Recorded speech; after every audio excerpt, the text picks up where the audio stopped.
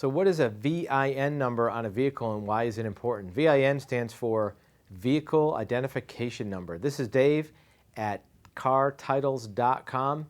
We do all different types of records research and title recovery for vehicles, and one of the places you have to start is the VIN number, Vehicle Identification Number. The reason that's important is that's what identifies one car from another. It's kind of like the fingerprint of a vehicle. Usually you'll find it on modern cars up on the cowl inside the windshield.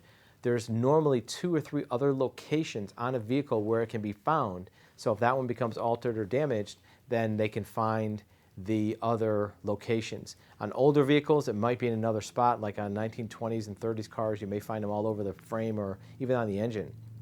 But on modern vehicles from 1980 forward, the VIN number fits a certain format. It's going to be 17 digits long, and each digit will represent a certain thing. The first digit is the country of manufacturer, and then the manufacturer name like Ford or General Motors, and then down the line by model and series and year and make, and you can decode a vehicle from the VIN number. Why it's important is because the VIN number will be used by the Department of Motor Vehicles, titling agencies, insurance companies to create whatever product they're looking to create. They'll rate cars on insurance by a VIN number.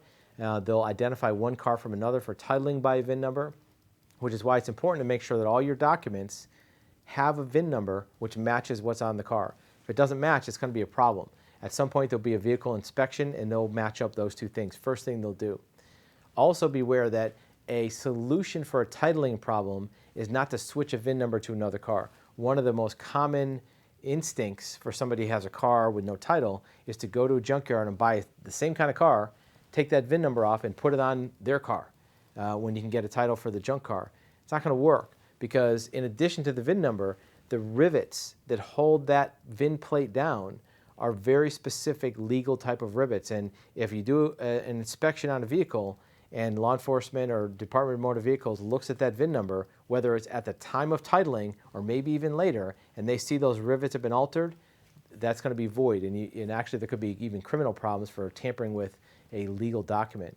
So make sure that the VIN number matches. If you have a problem with your VIN number, with your title, there's legal ways around that without having to scrape off VIN numbers and do sketchy things with drills and rivets and make it look like it's supposed to be there.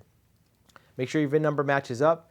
If you want an interesting exercise in finding out about your car, you can go online to a VIN decoder website and find out what it'll tell you about your car. I won't tell you who owned it or any history, but it'll tell you what kind of car it is and where it came from, when it was manufactured. If you have questions about title recovery or getting a lost title on a vehicle, you can reach us at our website at cartitles.com.